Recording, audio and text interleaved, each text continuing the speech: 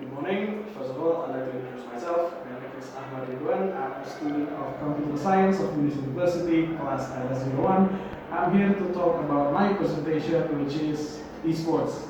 I'll talk about mainly three things. First of all is the definition of esports itself. The second one will be the current state and the history of esports. And the third one will be the impact of esports into the society. My presentation will take about 6 minutes, and for the sake of efficiency, I will only take questions after the presentation ends. So if you have questions during the presentation, please save it for after. So first of all, what is esports exactly? We can take this into two definitions. The first one is by dictionary. Esports can be divided into two: E and sports. E means electronic, which means it is powered by electricity or systemated by a computer. And sports is an activity in which individual or a team competes against one another for the sake of entertainment. So basically, esports can be defined as a form of competition using video games. And by context, it is currently one of the industry with the biggest growth on the global scale or last decade. It can only be compared to the growth of Tesla, and if I recall correctly, the growth of Bugatti as well. So how did it all start? What is exactly the history of esports? First of all, I'll take you to the year of 1972. It is the first dated tournament that can be cited as esports.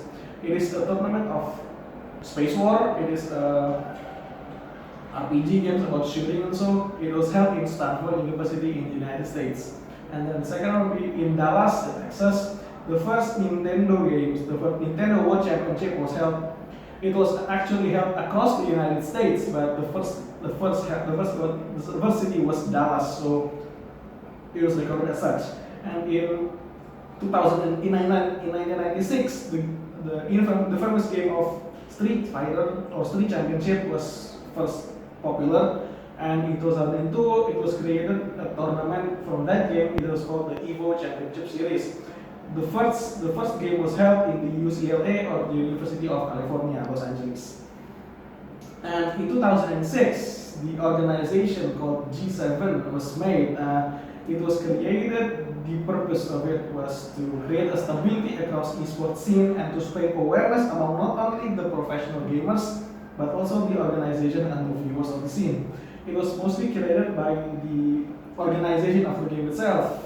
As you can see, most of these are the European teams, but some of it also from South America, North America, and Southeast Asia as well. And how is it right now? The current state of esports right now. So currently there are huge tournaments worldwide with also massive prize pool as well. The first one would be in 2019 alone, there are only 3 esports tournaments in whose prize pool worth more than $5 million US. As you can see, the first one would be the 2019 League of Legends World Championship, which the prize pool of $6.4 million US for the winner. There is also the 2019 Fortnite World Cup with $30.4 million US. Just for information, this tournament was won by a 16-year-old. So as you can imagine, a 16-year-old winning $30 million, yeah, that's a dream come true right there. And the biggest of all is the 2019 International of Dota 2 with the prize pool of $34 million US. The 9th iteration of the International also holds the record of the biggest prize pool of an esports event. The second one will be the Forbes 30 under 30. If you don't know what Forbes 30 under 30 is, it is a list issued by the Forbes magazine, of the economic magazine Forbes, that it declares a few names of a few industry that is regarded as in an important figure to the industry, and the person must be under 30 years old. So in the industry of video games, there is a lot of nomination, there's a lot of names, but only a few come from the esports scene. The first one would be Tyler Levins, also known as Ninja. So Ninja is an American former professional video gamer and currently a streamer. He is the most followed streamer on the website Twitch. He currently holds the average viewer of 50,000 per stream, and he holds the record of most audience of an individual stream with 630,000 viewers while playing Fortnite with Drake.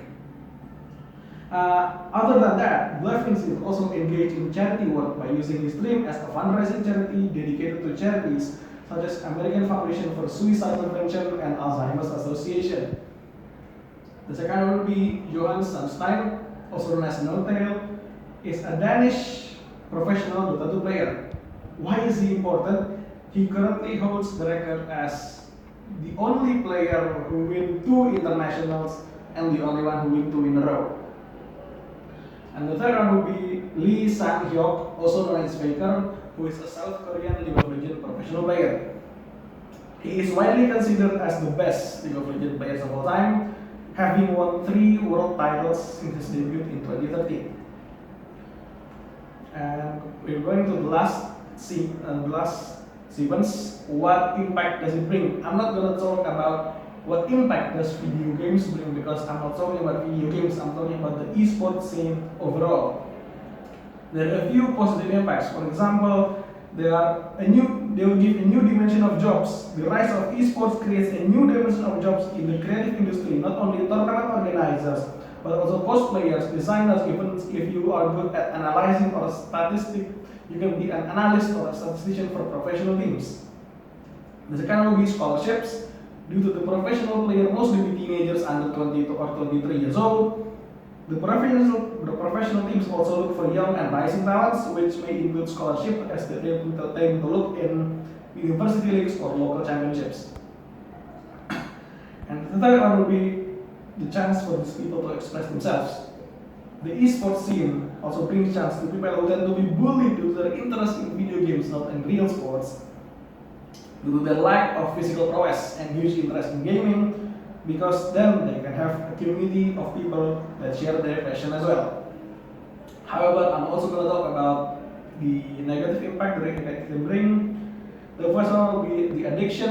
I'm not going to talk about the addiction of video game that you play 24 hours without stopping or what, but it is the addiction to attending these esports events because it costs a lot, and also the addiction of gambling, which leads to the second issue, which is unprofessional conduct. There are a lot of cases that which esports player, professional player, are fixing a match or are cheating just because they want to win, just because of this addiction to winning in esports.